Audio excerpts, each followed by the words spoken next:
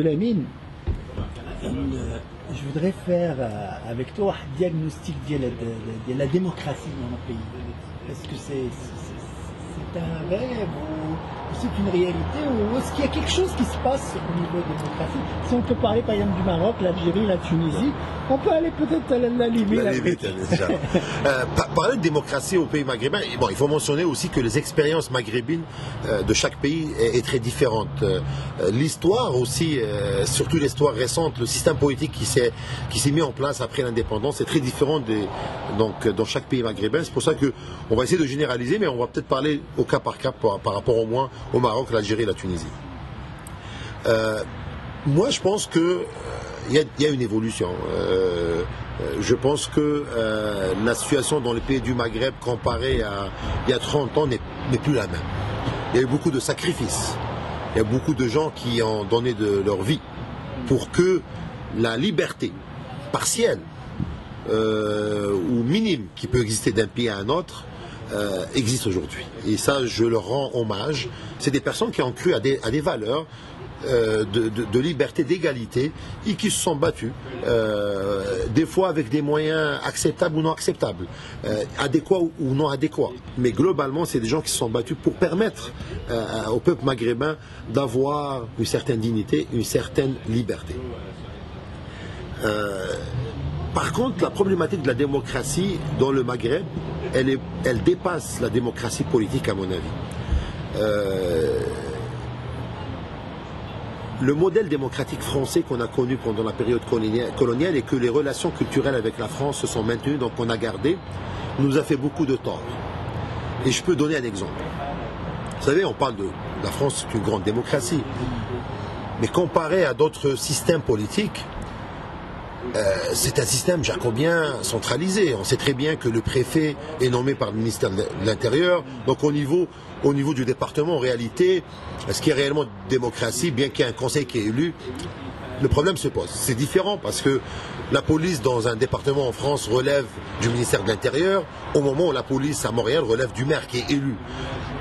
Bien que le ministère de l'Intérieur est élu. Donc le système, à mon avis, le système centralisé français nous a fait du tort. Pourquoi? Parce que même dans notre volonté d'aller dans une démocratie, on a gardé ce modèle-là. Et moi, en arrivant au Canada, j'ai découvert un autre modèle qui est très différent, où la démocratie est perçue d'une façon très différente. Et je me suis dit que si on avait le choix entre différents modèles, que peut-être même nos dirigeants auraient été plus souples à accepter une certaine souplesse de démocratie locale qui, moi, à mon avis, est beaucoup plus importante qu'une démocratie au niveau central. Je m'explique, c'est qu'actuellement, dans un modèle français, la démocratie, oui ou non, présente ou non, se décide est-ce que le Premier ministre est élu démocratiquement, oui ou non, ou le président de la République dans le cas des... Mais c'est difficile de demander à un président de céder le pouvoir ou à un Premier ministre de céder le pouvoir. Mais si la démocratie s'exprimait aussi par un autre élément, que le maire soit élu avec des prérogatives beaucoup plus larges au niveau local et que les populations au niveau local puissent au moins profiter d'une certaine liberté locale en termes de choix, de développement local, on aurait eu une étape de démocratie qui ne dérangerait pas le pouvoir central. Et par contre, ça viendrait d'un modèle nord-américain que nous, on n'a pas connu. Donc ça nous a fait du tort. Le fait d'avoir un modèle centralisé, le modèle administratif qu'on a connu, c'est celui de la France, qui est un modèle centralisé jacobien, qui est binaire. Soit que tu as la démocratie au niveau central, soit tu ne l'as pas. Et ça a été difficile de demander à nos pouvoirs centraux de libérer cette démocratie. Ça, c'est un élément, je pense, qui a apporté la complexité au niveau de la démocratie. Un autre élément, c'est notre appartenance à une civilisation arabo-musulmane qui est, je dirais, dans une phase de déclin, qui a été dans une phase presque durant 2 siècles, 3 siècles, et qui elle-même nous pose beaucoup de problèmes. L'esprit du zaïm. L'esprit... On dit des fois, j'ai entendu dire que... Si je ne suis pas là, c'est fini. Et aussi, on dit que la démocratie, elle ne fait pas partie. Elle fait partie de notre culture. C'est que, exactement. C'est que ça nous a fait du tort dans le sens où toutes les idées progressives de gauche ou de droite, dans nos pays, ils ont été repoussés, ces idées-là ont été repoussées parce qu'on nous a dit que c'est en contradiction avec nos valeurs. Et on est tombé dans le piège. C'est que moi j'ai évolué sur cette question, j'avais des doutes. Bon, la démocratie c'est bon, mais peut-être c'est pas conforme à nos valeurs. Et là je me suis dit avec le temps, et c'est parmi les éléments qui m'ont poussé à aller faire des études en sciences islamiques et même en sciences de religion, je me suis dit qu'il faut que j'essaie de comprendre les choses de moi-même parce qu'il y a quelque chose qui ne va pas. Des mécanismes qui ont permis à l'Occident d'avoir un être humain avec une dignité extraordinaire. Un Occident qui a permis... Vous savez, M. Khoubaba, le fait que dans des pays occidentaux, j'ai pas peur pour je dirais mon intégrité physique. Hein. Je suis sûr que je ne vais jamais être torturé en Occident. C'est arrivé, mais on est d'accord, c'est l'exception. Moi, je critique ce qui s'est passé avec Bush, mais on sait très bien que c'est l'exception. La preuve qu'aujourd'hui, les mêmes personnes ont pu utiliser les moyens juridiques occidentaux pour avoir leurs droits. Je sais que c'est pas rose à 100%, mais on sait très bien à 95%, on est protégé. Des pays qui sont arrivés avec des modèles démocratiques, je ne peux pas croire que nos valeurs religieuses ou nos valeurs historiques arabo-musulmanes sont contre eux, ces mécanismes.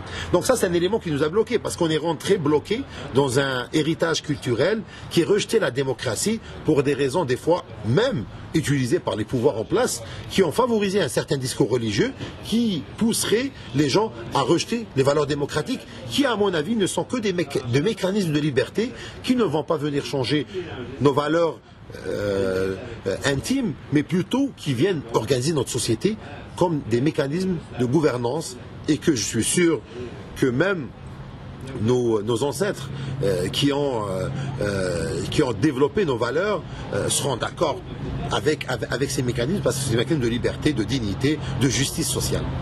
Ça, c'est un blocage. Un autre blocage qui, à mon avis, nous a fait aussi du tort en tant que pays maghrébin, c'est notre histoire coloniale.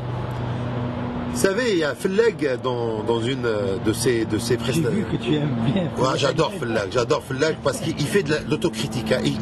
Il nous fait rire en nous critiquant, et je pense que c'est un bon moyen pour qu'on voit qu'il faut qu'on change des choses dans nos façons de faire. Et Felleg, une fois, il disait que, bon, il parlait de l'Algérie, mais ça s'applique un peu partout, il disait qu'il y a des gens qui pensent que le problème vient des événements d'octobre, des élections de Dufis, d'octobre 88, l'autre il dit c'est le coup de 65. Et là, il est revenu dans des éléments historiques. Après, il dit, je vais vous dire une chose, ça a toujours été comme ça. Et là, en revisitant l'histoire du Maghreb, on a toujours été colonisé. Il y a une stabilité particulière au Maroc depuis presque 4 siècles, mais c'est un petit peu l'exception. Le système politique au Maghreb a toujours été évolutif avec une présence coloniale.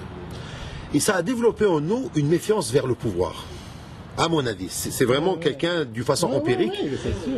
La présence turque en Algérie, c'était un massacre pour moi, hein, parce que c'est une protection vis-à-vis des Espagnols et des Français, et des Romains, mais surtout des Espagnols et des Français.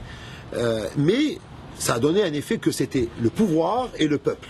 Le Beylek, c'était le pouvoir qui est à part. Donc ça a développé une méfiance. La notion de contribuable qui a une relation avec le système politique qui le représente n'est pas là, sociologiquement n'est pas là. Psychologiquement, elle n'est pas là.